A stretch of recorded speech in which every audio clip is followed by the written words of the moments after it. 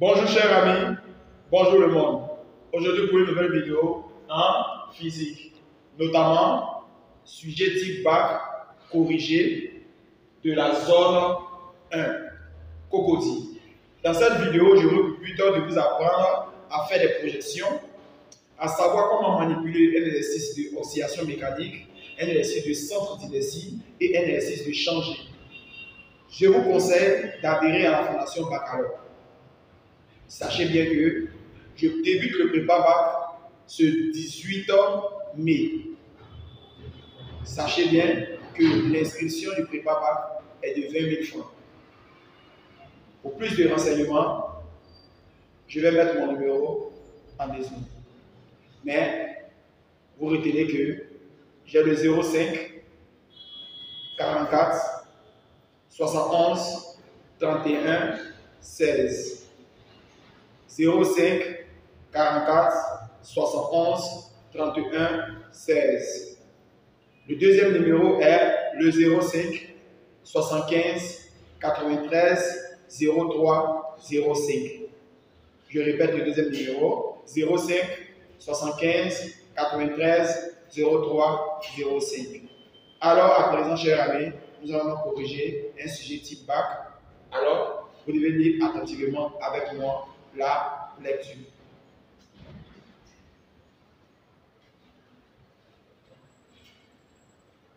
Oscillation, changer, centre d'inertie, prépa bac. Au cours d'une kermesse organisée par la promotion terminale de ton établissement, chaque classe désigne un représentant pour participer à un jeu dont le dispositif est représenté par un schéma ci-dessous. Donné. Alpha égale à 60 degrés. L'intensité de la pesanteur G égale à 10 mètres par seconde carré. CO égale à 1,73 mètres. Le dispositif comprend un lanceur de projectiles et une piste A, B, C, O, située dans le plan vertical. Chaque candidat doit faire tomber la balle de masse M égale à 100 grammes dans le réceptacle E, distance de O telle que OE égale à 7 mètres. À l'aide d'un ressort à spin non jointif de raideur de constante de raideur K égale à 250 Newton par mètre, seuls les organisateurs sont habilités à vérifier et à annoncer au public si la balle est tombée ou pas dans le réceptacle. Tu es le candidat de ta classe. Pour cela, la balle étant accrochée à l'extrémité libre d'un ressort, au point B, tu comprimes le système ressort plus balle jusqu'au point A, d'une longueur A égale à 20 cm. Puis, l'ensemble est lâché sans vitesse initiale. Le projectile se détache du ressort au point B, arrive au point C avec une vitesse VC. Aborde la partie rectiligne CO inclinée d'un angle alpha par rapport à l'horizontale. Et quitte la piste au point O avec une vitesse V0. La balle est assimilée à un point matériel et les forces de frottement le long du trajet et l'action de l'air sont négligées. Chers amis, nous avons ici un très bon sujet à résoudre. Il faut savoir que ce sujet est composé d'un exercice d'oscillation mécanique, d'un exercice de plan horizontal appelé centre d'inertie, un exercice de plan incliné appelé centre d'inertie et un exercice de champ de pesanteur appelé changer. Le but de cet exercice est de vous apprendre à savoir répondre à la dernière question qu'il demande. Est-ce que la balle tombera dans le réceptacle? Question exposée. Pour résoudre ce problème, nous allons donc illustrer les projectiles. 1. Faisons l'inventaire des forces qui s'exercent sur la balle, puis représentons-les dès le lâcher. Sachez bien que nous sommes dans un exercice d'oxydation mécanique à présent. Dans cet exercice, vous devez toujours faire l'étude dynamique. Qui parle d'étude dynamique parle de système, de référentiel et de bilan des forces. Après ce système, vous faites une représentation schématique pour vous illustrer le schéma. À présent, nous allons encore dire système. Dans le sujet de oscillation mécanique, il est préférable de mettre dans le système l'ensemble de ressorts plus la balle. Nous allons donc mettre en accolade ressort plus balle. Une fois que nous avons donné cette information, nous allons donc parler du référentiel. Le référentiel, c'est le type terrestre supposé galiléen. Le bilan des forces. Lorsqu'on ne comprime pas, sachez qu'il existe deux forces. Mais lorsque on désire comprimer, impérativement, trois forces. Nous allons donc répondre à cette information.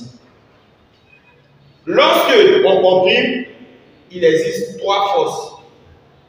Lorsqu'on ne comprime pas et on ne fait pas d'action, c'est sa position d'équilibre, il existe deux forces. Chers amis, l'on a demandé de faire l'inventaire des forces qui s'exercent sur la balle pour les représenter dès qu'on lâche.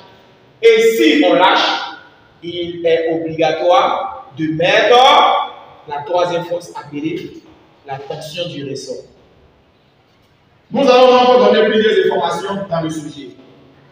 On aura P, le poids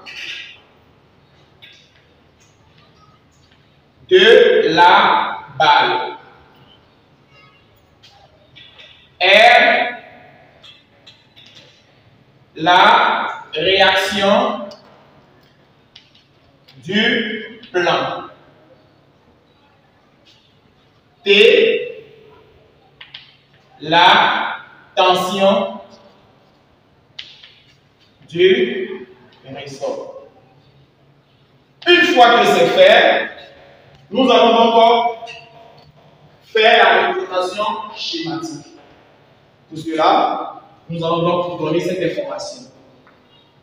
Représentation schématique.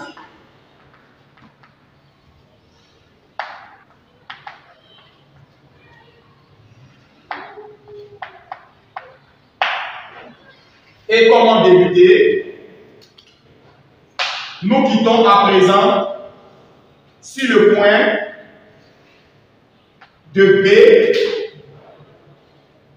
pour trouver A. Nous quittons de B au profit de A.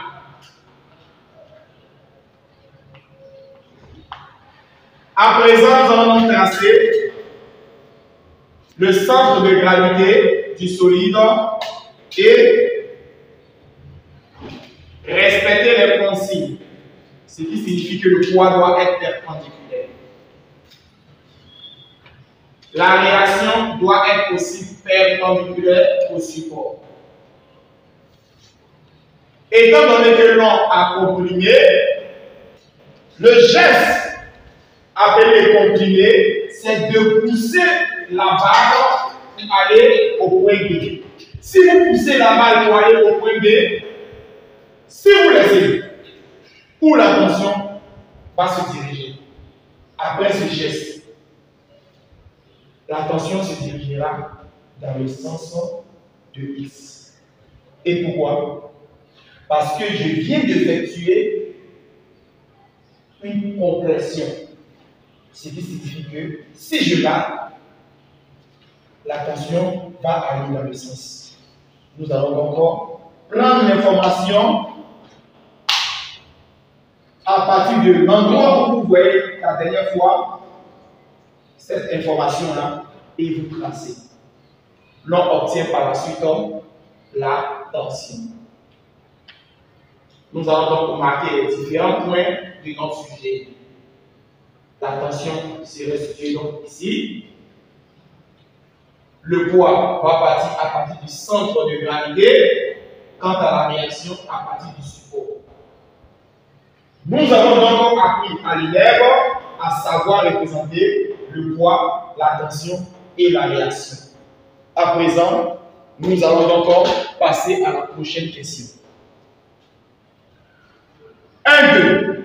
En appliquant la conservation de l'énergie mécanique entre A et B, montrons que l'expression de la vitesse VB de la balle à son passage au point B est VB égale à A racine de K sur L. Comment procéder? Qu'est-ce que l'on appelle variation de l'énergie mécanique? La variation de l'énergie mécanique existe si seulement si les forces de frottement sont négligeables. Alors, nous allons donc signifier l'information. Les forces de frottement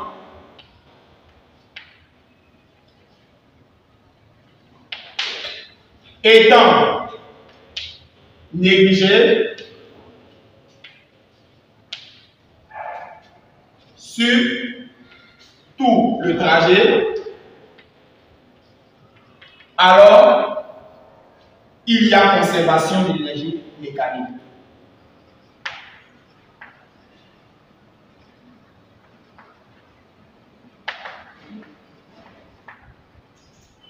Et s'il y a conservation de l'énergie mécanique, qu'est-ce que vous devez apprendre sur cette information? Cela sous-entend que lors de l'application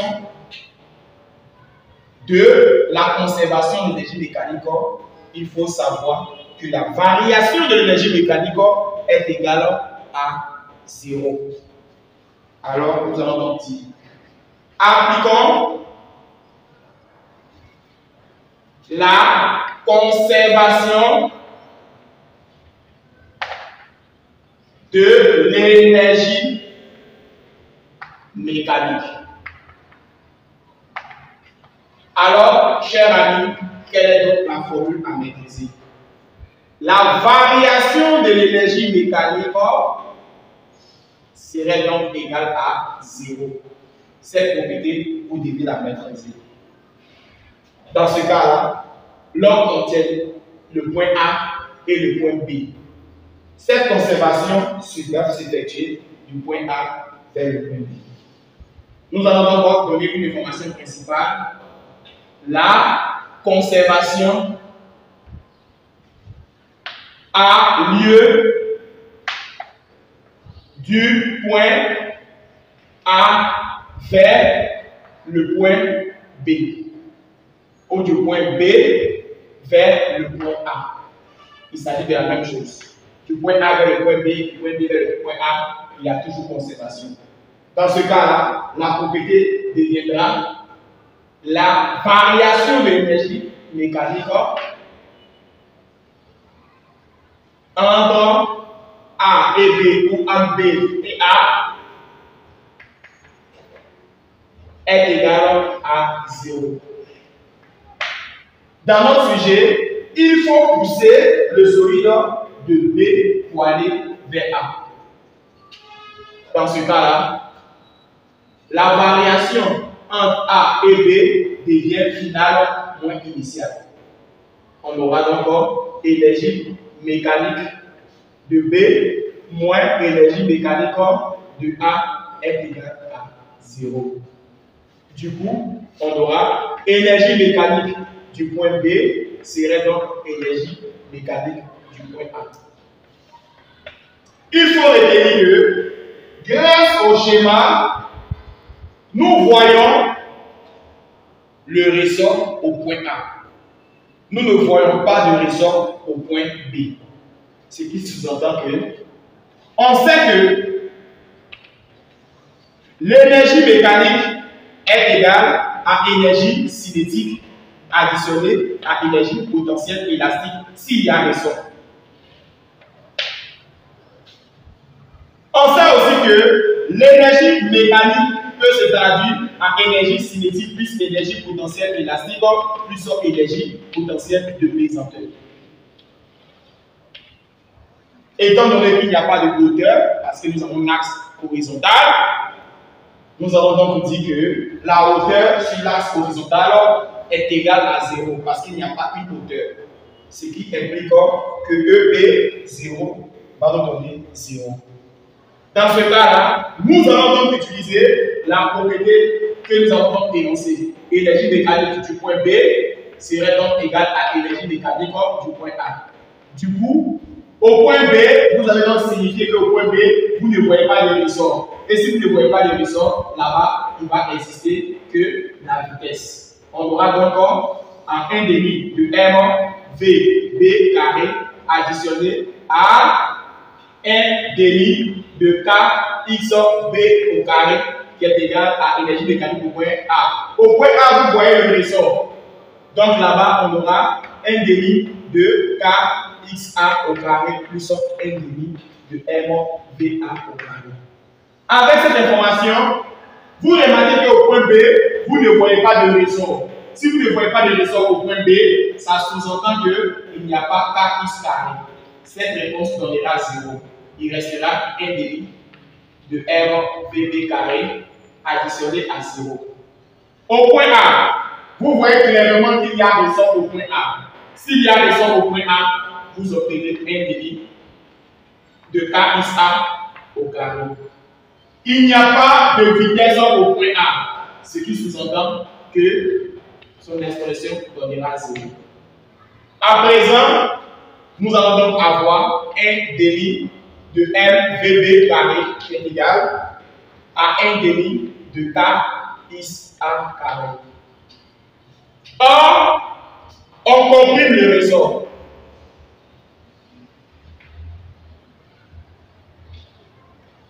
Lorsqu'on comprime le ressort, le sujet a signifié que la longueur lors de la compression était égale à A et A égale à 20 cm. Sachez bien que du fait que l'on comprime le ressort, ça veut dire lorsqu'on comprime le ressort, la valeur de A donnée doit être négative parce que c'est comprimé. Ça veut dire que A va dans les abscisses négatives. C'est la tension qui va dans les abscisses positives. C'est-à-dire quoi? Lorsque c'est comprimé, la longueur va dans les abscisses négatives. Dans ce cas-là, vous avez donc au moins 20 cm. Étant donné que A doit s'exprimer obligatoirement et impérativement en mètres, vous allez donc dire on a moins 20 cm, qui signifie moins 20, 10 puissance moins 2 mètres. Alors, vous pouvez donc remplacer le A par XA. Vous allez donc signifier que XA est égal à A. Or, vous avez donc dit que sa réponse serait donc négative. Vous allez donc continuer votre sujet tout en disant 1 demi de MVB carré égale à 1 demi de K XA carré. Du moment où vous avez dit que XA est égal à A, la propriété devient 1 demi de MVB carré égale à 1 demi de K A carré. Une fois que c'est fait, vous simplifiez les 1 demi, et après 1 demi, vous aurez donc un BB carré égal à K A carré. Vous tirez donc ce que vous voulez.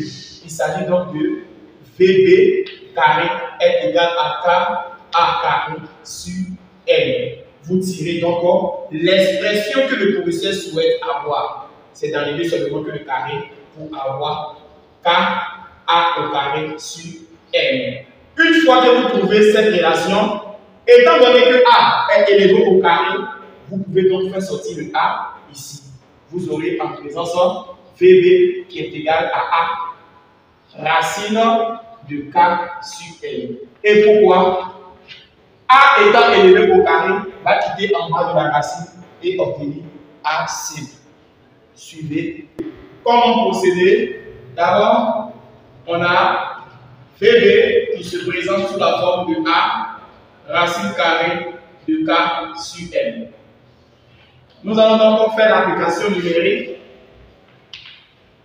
ce qui sous-entend de remplacer A par son expression. Étant donné que A était au carré, ça va faire disparaître le signe moins. Parce que A était au carré, il est ici. Donc ça va faire disparaître le signe moins. On aura encore 20, 10 puissance moins 2, parce qu'il vient de convertir, multiplié par la racine de 250, qui est la valeur de la puissance de l'unité 6, et la masse qui fait 0,1, ce qui sous-entend 100 grammes. Une fois, nous allons donc chercher à trouver la réponse. À l'aide de la calculatrice, nous trouvons donc 10 mètres par seconde.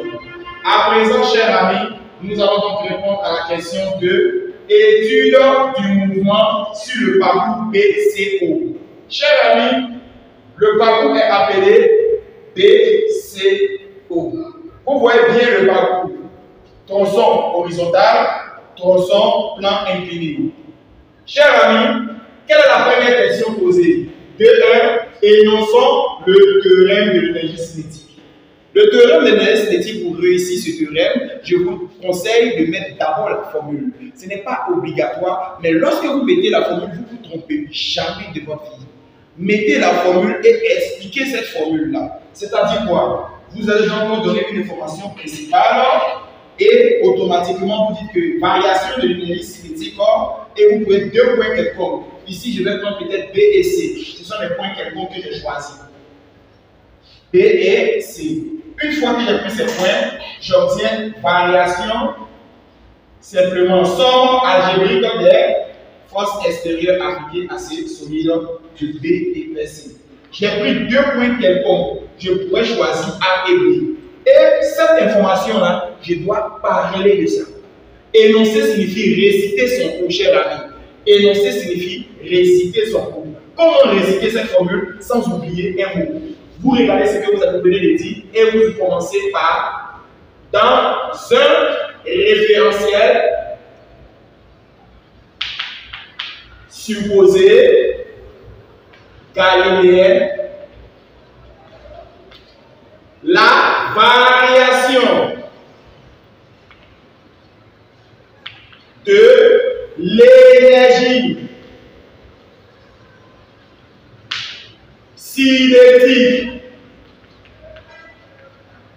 entre B et C, c'est entre 2 points.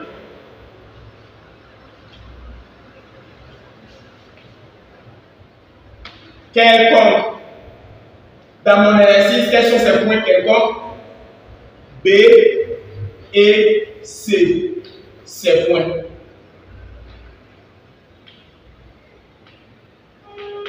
Est égal à la somme algébrique ou bien on dit somme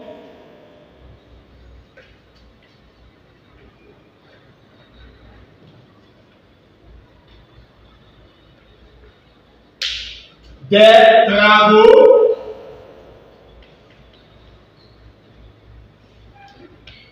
des forces extérieures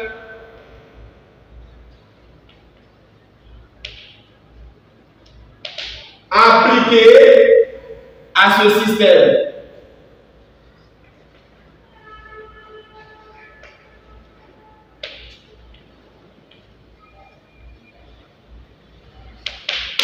Chers amis, voici comment c'est facile. Lorsque vous établissez votre formule, il est très facile pour vous de pouvoir commenter. Donc, je vous conseille, mettez la formule et commentez après cette formule. Vous n'allez jamais oublier un mot. Passons à présent à la question 2.2. Si dans un sujet, on vous demande d'énoncer un théorème et on vous demande après, par la suite, de calculer une vitesse, cher ami, pourquoi vous avez énoncé ce théorème? C'est que c'est l'application de ce théorème-là que vous allez prendre pour pouvoir déterminer la vitesse. Vous ne voyez pas comment c'est facile? Si jamais un professeur vous demande d'énoncer un théorème et par la suite il vous demande de calculer une vitesse, c'est obligatoire que vous devez prendre ce théorème-là pour calculer la vitesse. Sinon, on peut passer par autre formule, c'est-à-dire quoi? La variation. Les forces de frottement étant négligeables, on peut toujours utiliser la conservation d'énergie mécanique pour déterminer. Mais ici, comme le professeur nous a demandé d'énoncer le théorème, c'est ce même théorème qu'on va utiliser. Alors, pour pouvoir utiliser ce théorème pour déterminer, alors il faut savoir une information capitale.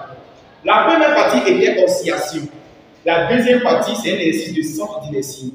Il faut toujours faire l'étude dynamique lorsque vous changez de température. C'est-à-dire quoi? Faire l'étude dynamique. L'étude dynamique, il s'agit donc de système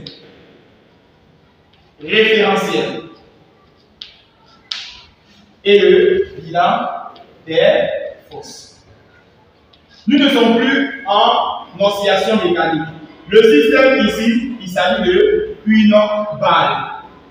Auparavant, c'était balle plus ressort. À présent, nous sommes dans un sujet de une balle. Référentiel. Il reste supposé galiléen. Une fois que c'est fait, bilan de force. Le bilan de force, nous allons donc marquer P, le poids de la balle. Nous allons donc marquer R, la réaction du plan. Une fois que c'est fait, nous allons donc donner un schéma ici.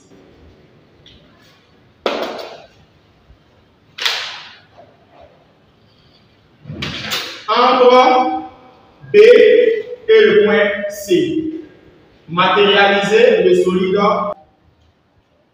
représenter le poids. Après le poids, représenter la réaction. Dans cette partie, l'on a signifié qu'il n'existe pas de force de frottement tout le long du trajet. Une fois que c'est fait, voici donc les deux forces utilisées. Alors à présent, qu'est-ce que nous devons faire? Appliquer le théorème de l'esthétique de B vers C. Appliquons le théorème de l'énergie cinétique entre B et C. Une fois donné comme information, nous pouvons donc dire la variation de l'énergie cinétique de B vers C est égale à la somme des travaux des forces extérieures. De B vers C. On aura d'abord énergie cinétique de C moins énergie cinétique de B égale à travail du poids plus travail de R. Nous allons donc donner toutes les informations que nous connaissons. L'énergie cinétique de C va s'appeler donc 1,5 de MVC carré. L'énergie cinétique de B va s'appeler 1,5 de MVB au carré. L'énergie, le travail du poids, étant donné que nous sommes sur une droite, travail du poids est égal à 0. Travail de R est égal à 0. Et signifier que P et R sont perpendiculaires au déplacement appelé ici BC. Une fois que c'est fait, nous allons donc avoir 1,5 de MBC moins 1,5 de MVB carré égale donc à 0. On aura 1,5 de MVC carré moins ou bien égal à 1,5 de MVB carré. Du coup, l'on peut tirer tout en simplifiant 1,5, on aura donc VC qui est égal à VB. Sachant que notre valeur de VB étant trouvée dans la question précédente, nous allons donc dire que ça fait 10 mètres par seconde. À présent, nous avons donc terminé cette question. Déduisons-en la nature du mouvement de la balle entre B et C. Si deux vitesses sont identiques, nous sommes sur une trajectoire rectiligne. Le mouvement est appelé donc mouvement rectiligne uniforme. Nous allons donc donner une information capitale. Étant donné que VC est égal à VB et la trajectoire est rectiligne.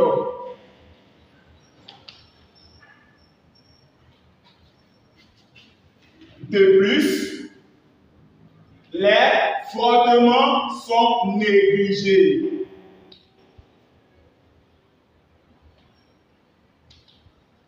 Et si les frottements sont négligés, alors la valeur de l'accélération est nulle. L'accélération est nulle. Ce qui sous-entend que la valeur de A est égale à 0 mètres par seconde carré. Du coup, nous pouvons parler de mouvement rectiligne uniforme simplement. Donc, le mouvement est rectiligne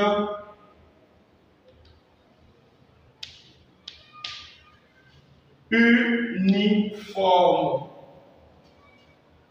parce que vitesse VC égale à VB et l'accélération égale à 0 mètres par seconde carré. Chers amis, j'espère que vous avez donc très bien compris. Nous allons donc poursuivre. 2.4. Montrons que la vitesse de la balle au point O est V0 égale à 8,36 mètres par seconde. Chers amis, nous sommes désormais à présent sur un plan incliné. Nous avons donc fini un plan horizontal. Qu'est-ce que vous devez faire? Une personne qui veut résoudre un exercice de plan incliné doit obligatoirement faire l'étude dynamique. À quoi consiste l'étude dynamique? De définir le système, de définir le référentiel et de donner le bilan des forces. Puis faire une représentation schématique. Nous allons donc dire système. Une balle. Référentiel. Terrestre. Supposé. Galiléen. Bilan des forces.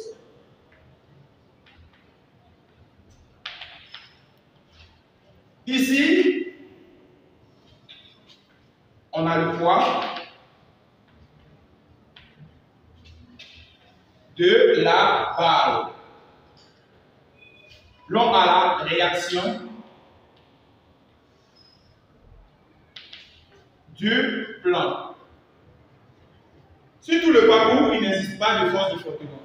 À présent, nous allons donc faire une représentation schématique.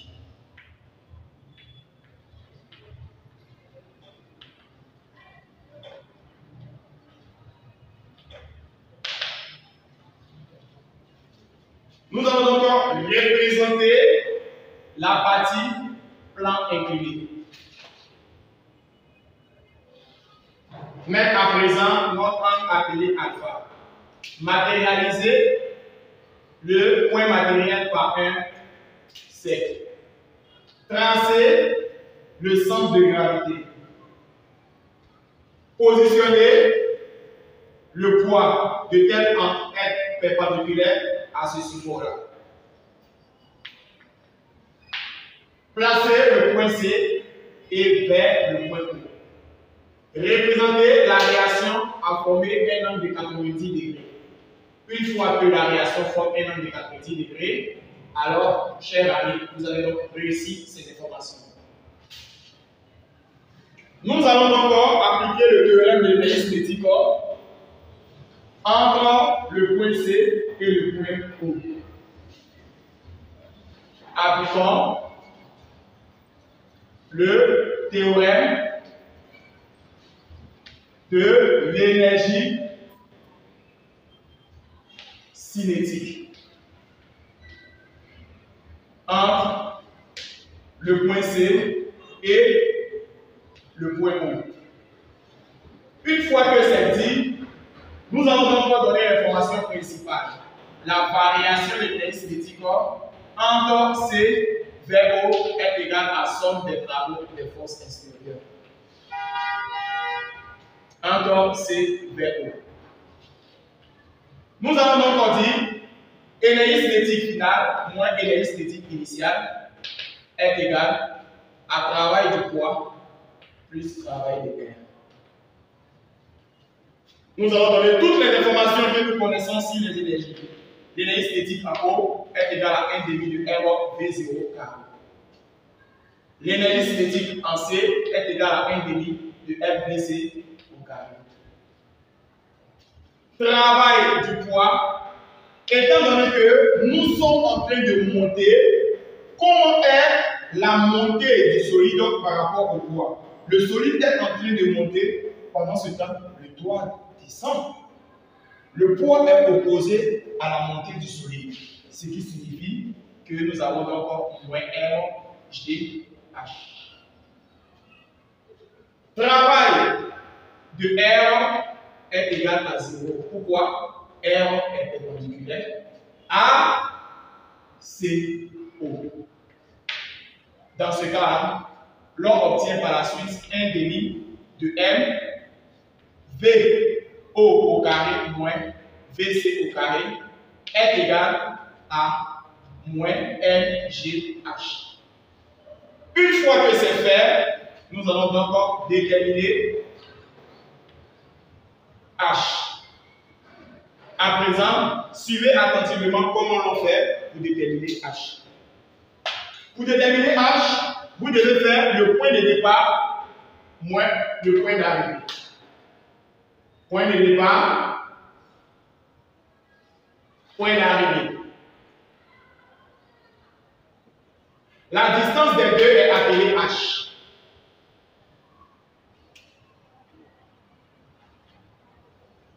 Comment est H par rapport à l'angle? H fait face à l'angle. Nous allons donc dire, lorsque ça fait face, on utilise sinus. Sinus est égal à côté opposé sur l'hypoténuse. Nous allons donc écrire côté opposé sur l'hypoténuse. L'hypoténuse est la plus grande distance de ce triangle. Alors, sinus est égal à côté opposé. Le côté opposé porte le nom de H sur l'hypoténuse. L'hypoténuse est la plus grande distance de ce triangle. Alors, chers amis, quelle est la plus grande distance de ce triangle? À présent, nous voyons clairement que ce qui est tracé à jaune est la plus longue distance de ce triangle. À présent, nous allons encore dire qu'il s'agit bel et bien de CO. Alors, nous allons tirer H. H serait donc égal à CO sinus alpha.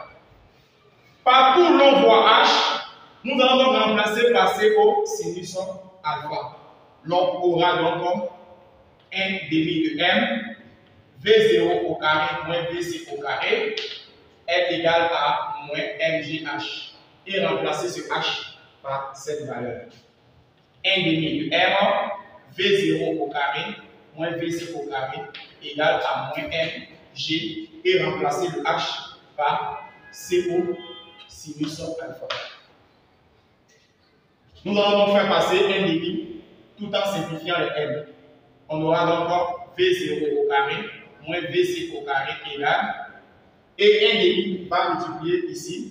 On aura moins 2G CO sinus alpha. Et cette information-là va passer après au départ. Les M se sont simplifiés, chers amis. Vous allez donc avoir V0 qui est égal au carré à VC au carré moins 2G CO sinus alpha. Dans ce cas-là, nous avons donc V0 égale à racine carrée de VC au carré moins 2G CO sinus alpha.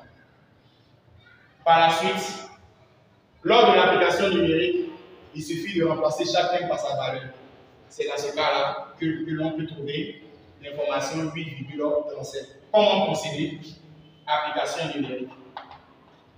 V0 serait donc égal à la racine de VC. VC dans le sujet, lors du calcul, VC est égal à VB, ce qui va donner 10 au carré, moins 2 fois 10 fois 1,73 multiplié par sinus 60. Dans ce cas-là, l'on trouve 8,36 mètres par seconde. Chers amis, je viens de vous apprendre à pouvoir déterminer une hauteur dans cet exercice. Maîtrisez bien la propriété située là et cette propriété-là. Nous allons passer donc à la prochaine question qui a pour but d'étudier le mouvement au-delà du point haut. Lorsqu'on dépasse le point haut, c'est dans cette condition l'on utilise le mot au-delà. Première question posée, porte le nom de 3-1.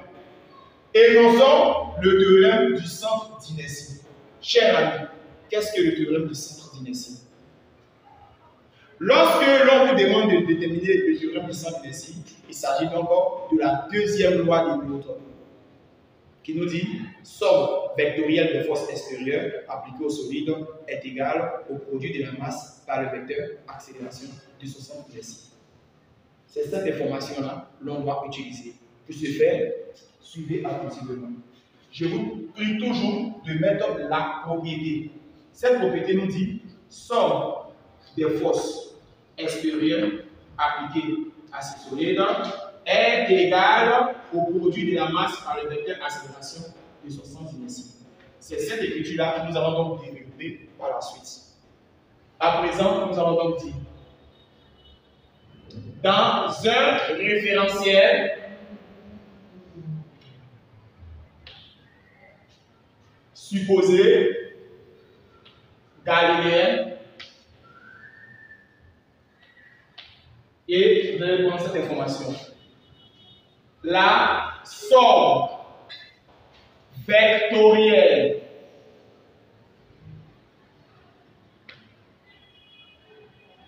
des forces extérieures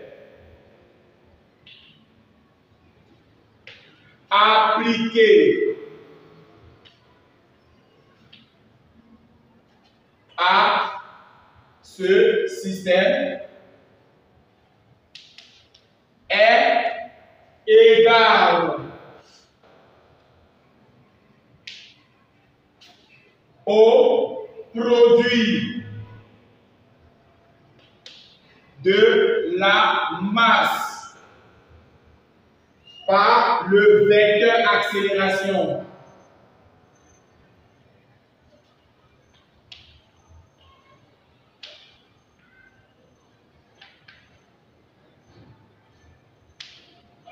de son centre d'inertie G.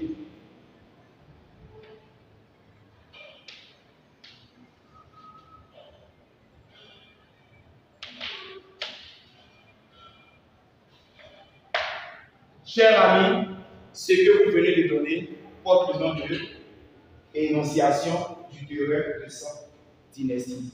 Il s'agit donc de la deuxième loi de Newton.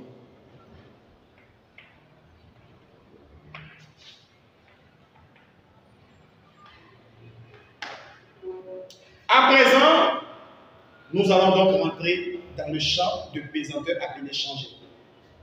Nous allons donc répondre à la question 3D. Établissons les équations horaires x dt et y dt du mouvement dans le repère OIJK.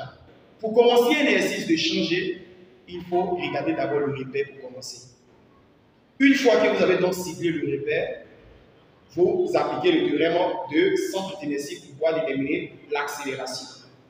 Mais étant donné que le sujet de changer peut ne pas être le sujet du centre d'inertie, alors dans ce cas-là, vous êtes obligé de faire l'étude dynamique.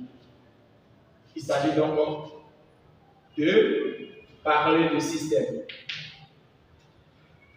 Et après le système, vous devez donner l'information sur le référentiel.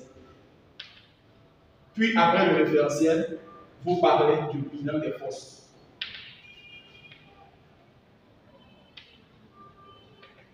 Une fois que cette information a été traduite, le système est appelé une barre.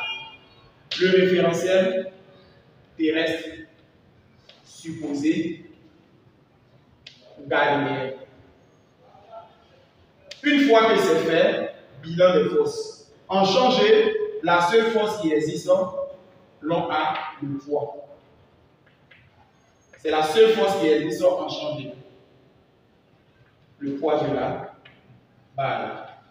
Une fois que c'est dit, nous allons donc faire la représentation schématique, qui est très très importante.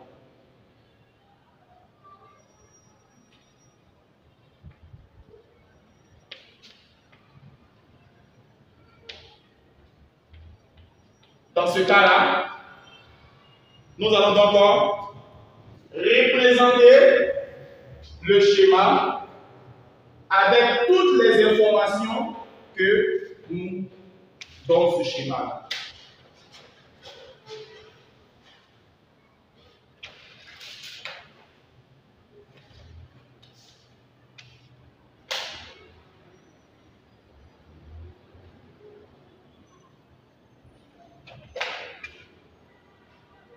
Ici, il s'agit de réceptacle. Nous avons donc ici X et il s'agit toujours du même axe X. Nous allons donc placer sur le schéma Y que le sujet nous a signifié.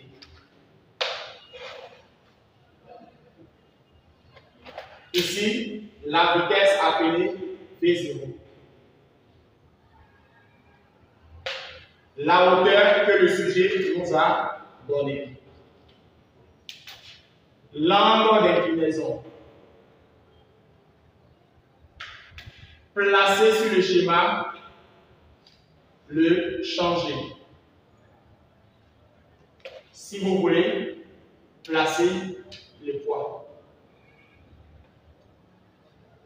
Faites la projection car ça va beaucoup vous aider.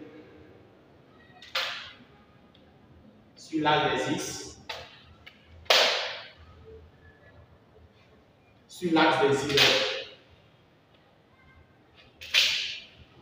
L'angle étant situé en bas, nous obtenons V0 cosinus alpha. Ici, nous obtenons V0 sinus alpha. Alterne, interne. Cette information va vous permettre de décortiquer le sujet. Ici, on était dans une partie qui a donné un angle alpha et c'est l'angle alpha qui s'est recordé ici. Après cette information, chers amis, il faut donc appliquer le théorème du centre d'inertie pour conjuguer l'action. Alors, chers amis, lorsque vous rencontrez ce plan, je vous conseille de commencer à travailler avec technique. Vous venez verticalement vers le bas, vous obtenez V0 sur l'axe des X. Sachez bien que lorsque l'angle se trouve sur ce côté-là, vous obtenez donc V0 avant d'avoir cosinus alpha. Si vous faites la projection sur ce côté, vous allez donc avoir alterne interne. Dans ce cas-là, vous allez donc avoir V0 sur l'axe des Y qui est égal à V0 sinus alpha. Une fois que cette information est traduite, il faut retenir une information capitale qui va beaucoup vous aider. Lorsque vous allez tomber sur l'axe des X, utilisez ça. Si vous tombez sur l'axe des Y, utilisez ça. Parce que vous allez utiliser alterne interne. Vous allez donc commencer votre sujet tout en faisant l'application du théorème de centre d'inertie. Appliquons le théorème du centre d'inertie. Ce théorème nous dit que somme des forces extérieures appliquées à ce système est égale à MAG. Du coup, vous allez donc avoir la seule force appelée le poids qui est égale à MAG. Du coup, MG est égal à MAG. Donc, G est égal à AG. Vous pouvez donc dire que G égale à A ou A égale à G. Si A est égal à G, vous voyez clairement pourquoi nous plaçons donc G ici. Et si vous voulez, vous placez donc le poids ici. Ce n'est pas nécessaire. Vous allez donc déterminer à t égale à 0 qu'il s'agit de condition initiale. À t égale à 0 secondes. L'on utilisera donc l'information condition initiale. Dans ce cas-là, vous faites la vitesse V0 et vous dites donc V0 sur l'axe des X. C'est-à-dire quoi? Le point de départ, c'est le point O. Étant donné que le repère est déjà bien observé, V0 sur l'axe des Y. V0 sur l'axe des X, vous allez donc dire que l'on obtient V0 cosinus alpha. V0 sur l'axe des Y, vous obtenez par la suite V0 sinus alpha. Dans ce cas-là, vous faites la position appelée OG0 qui va se traduire sur la forme de X0 et Y0. Et étant donné que le repère est OIJ, alors à présent X0 va vous donner 0 et Y0 va aussi vous donner 0. Ici, il n'y a pas d'auteur, car le point O est pris comme départ. Donc, il n'y a pas d'auteur.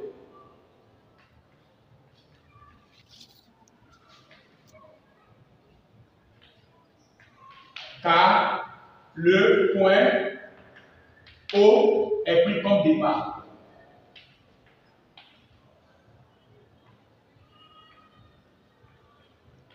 Si le repère débutait là, alors il y avait une hauteur. Si le repère débutait là, il va avoir une hauteur. Faites attention à la AT différent de 0 secondes. Dans ce cas-là, l'on utilisera comme information condition quelconque. Alors la condition quelconque est appelée AT différent de 0. Une fois, vous êtes obligé ici de parler de l'accélération. Nous allons donc avoir A sur l'axe des X, A sur l'axe des Y. Vous allez donc avoir V et V sur l'axe des X, V sur l'axe des Y. Vous allez donc avoir OG. Et ici, vous allez donc avoir X, Y. Pour cette information V, vous allez donc utiliser la propriété suivante. VT égale à AT plus V0. Pour OG, vous allez donc utiliser la propriété OG égale à 1,5 de AT carré plus V0T plus OG 0. A, qui parle de A parle de G. A est comment par rapport à l'axe des X. Qui parle de A parle de G. G est comment par rapport à l'axe des X. Perpendiculaire, on aura d'abord 0. A est comment par rapport à l'axe des Y. A s'appelle G. G descend, Y va par haut. Ce qui signifie moins G. En utilisant la propriété, nous allons donc observer le A. Le A est égal à 0. 0 multiplié par t nous donnera donc 0. Il restera quoi? Vitesse. Quelle est la vitesse? La vitesse obtenue au point x. On aura donc V0 cosinus alpha. Concernant y, comment s'appelle le A? Le A est appelé moins G. Ce qui signifie que c'est lui-là qui est le cœur de ton exercice.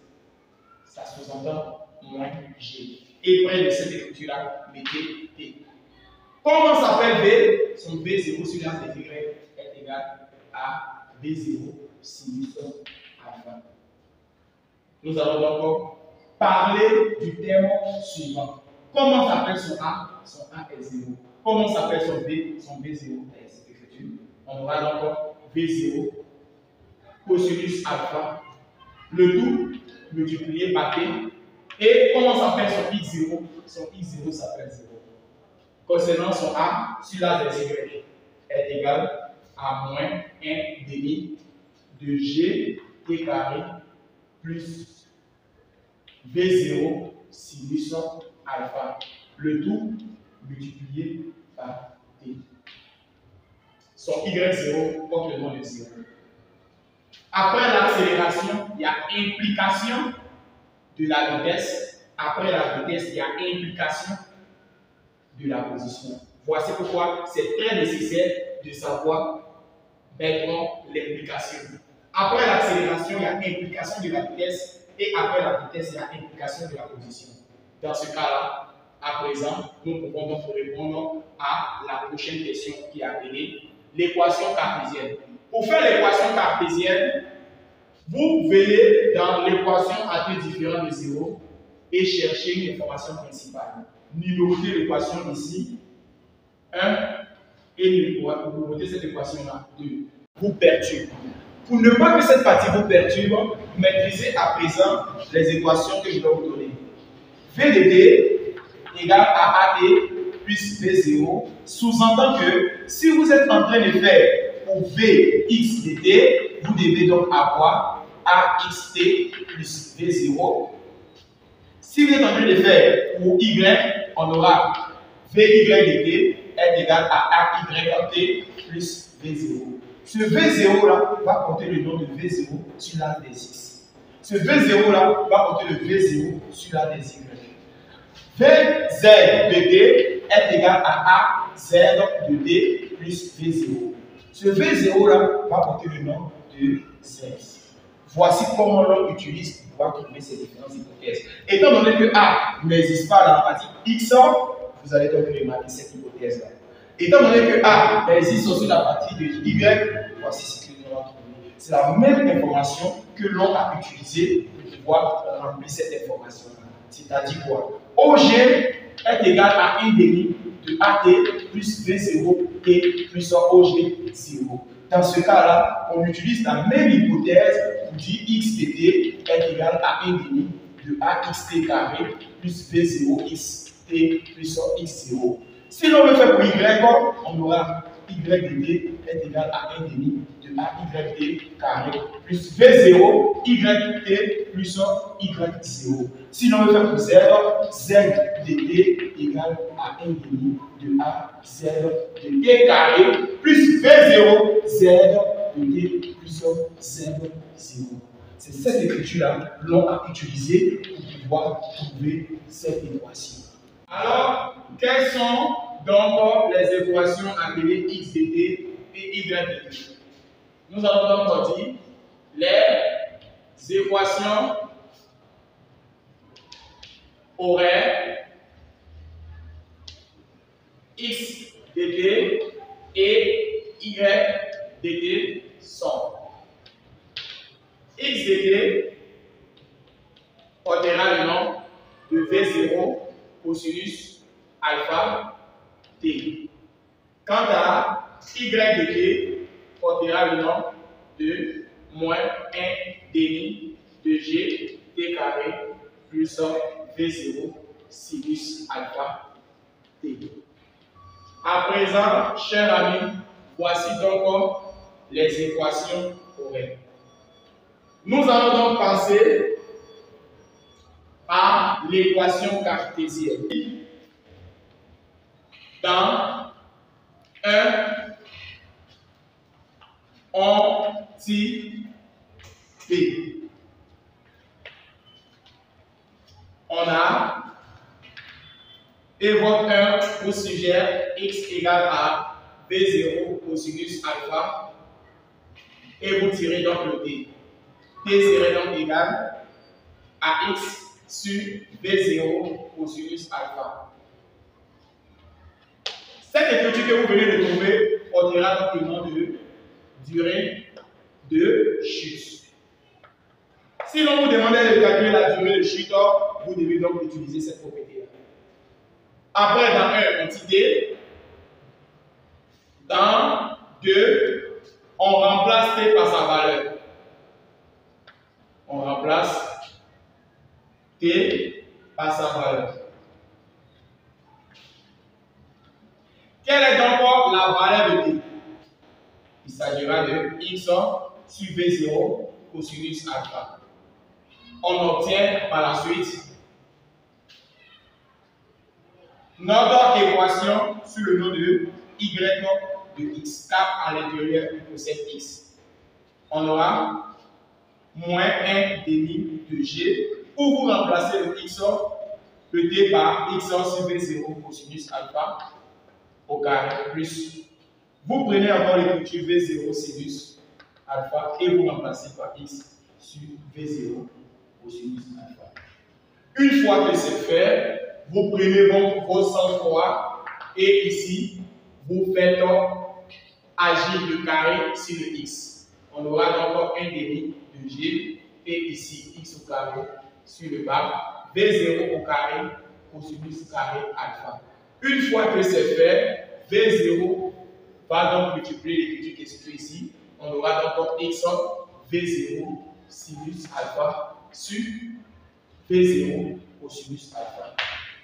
Une fois que c'est fait, après simplification de V0, on aura donc Y de X égale à 1 demi de G X au carré sur V0 carré cosinus carré alpha et là plus X tout en remplaçant donc sinus sur cosinus par tangente. Vous regardez bien d'abord l'affirmation. Vous avez donc dit or sinus alpha sur cosinus alpha est bel et bien notre écriture appelée tangente alpha. On aura donc par la suite y de x est égal et ici fait multiplier 1 fois g fois cette écriture là, on obtient moins g x carré sur et là l'on obtient v0 carré multiplié par 2 multiplié par cosinus carré alpha et plus ici vous mettez x tangente alpha. À présent, il est question de déterminer XE. Comment procéder? Pour déterminer XE, il fallait d'abord maîtriser le schéma imposé dans le sujet. Nous quittons donc à un point où la vitesse est appelée V0 et la hauteur ici est appelée H. Ici se trouvait donc le réceptacle. À présent, chers amis, est-ce que le réceptacle serait donc atteint? Comment répondre à la détermination de XE?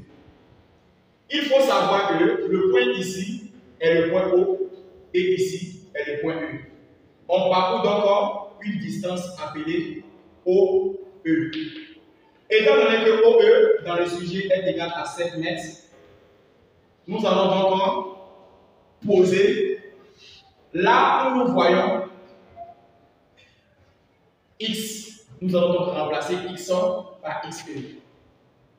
Et nous allons donc utiliser l'hypothèse suivante.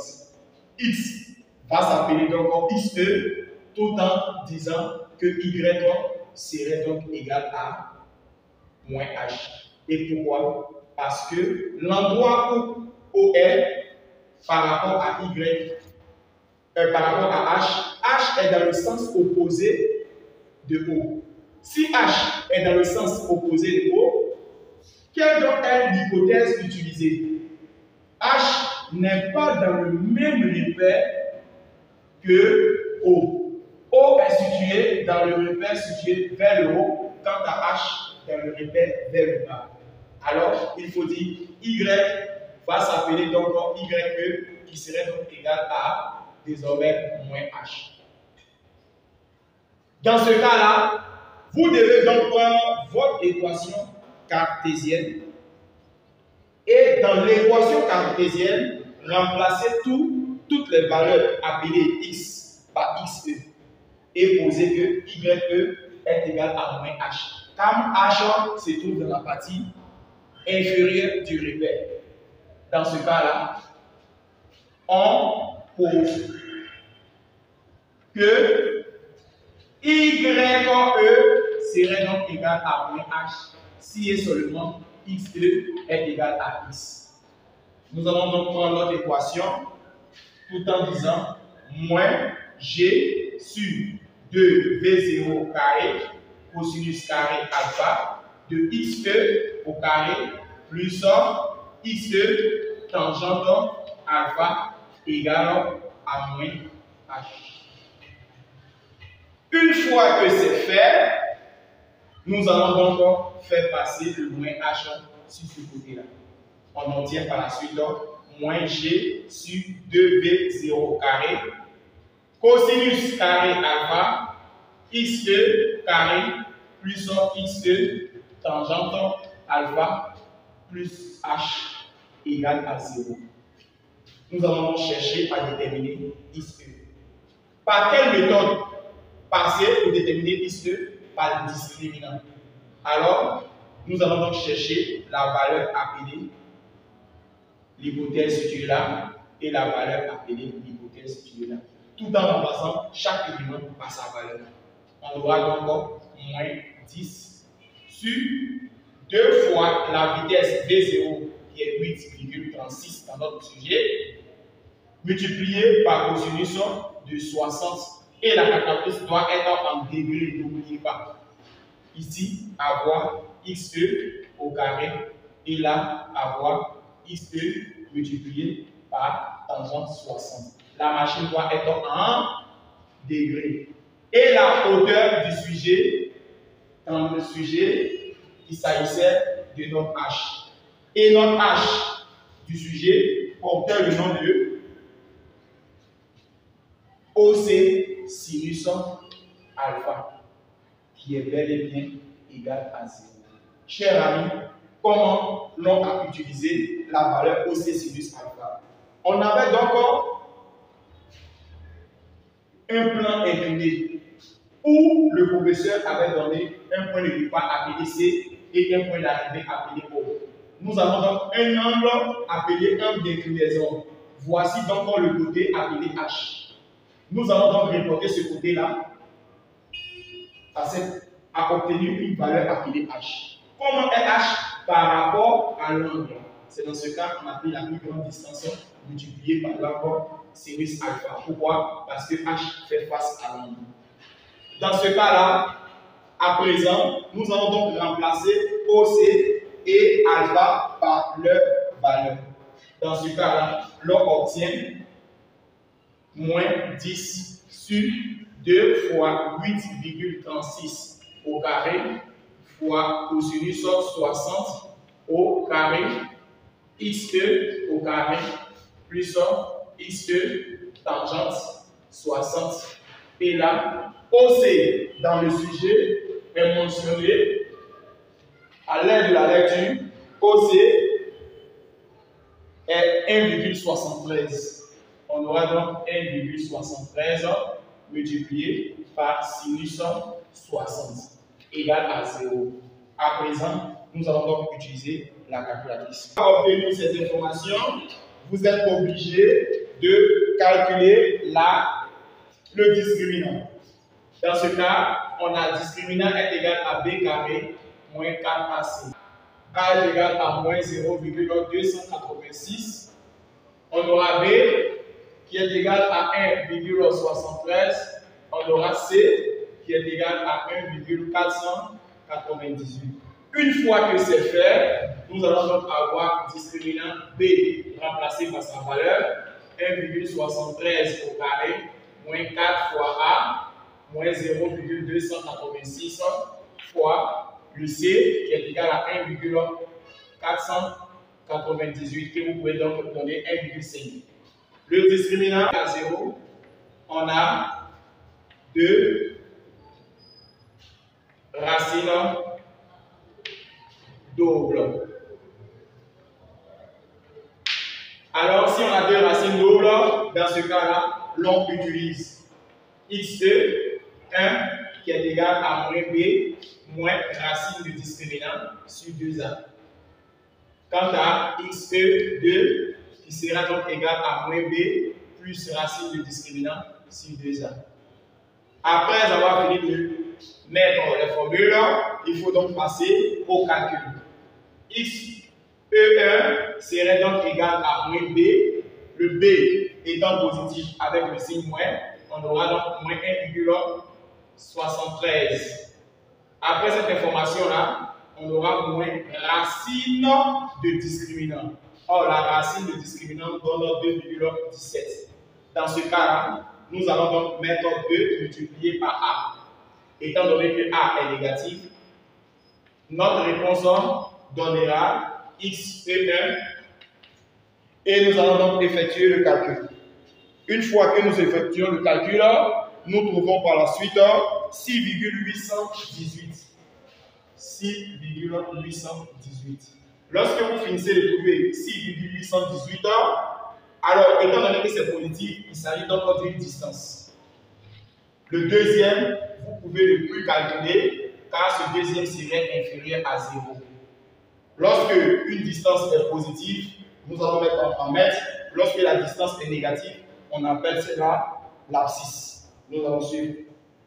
Alors, à présent, nous avons donc dit que ICE est égal à 6,818 mètres. Alors, nous allons donc répondre à la préoccupation qui était de savoir si le jeu est gagné. Nous avons d'abord dit si le jeu était gagné, la distance devait porter le nom de OE et cette distance-là devait être égale à 7 mètres. Si le jeu est gagné, alors XE doit être égal à OE. Or, OE est égal à 7 mètres d'après l'énoncé. Nous allons donc comparer XE à OE. Alors, XE, nous allons donc trouver 6,818 et OE est égal à 7 mètres. Chers amis, lorsque l'on vous demande de comparer, n'arrondissez pas. Parce que si vous arrondissez, on aura donc la même valeur. Ici, vous avez donc XE et là OE.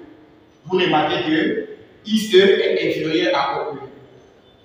XE est inférieur à OE. Ce qui sous-entend que le jeu est perdu et non gagné. Les organisateurs ont donc raison. Donc, le jeu est perdu. Les organisateurs ont donc raison.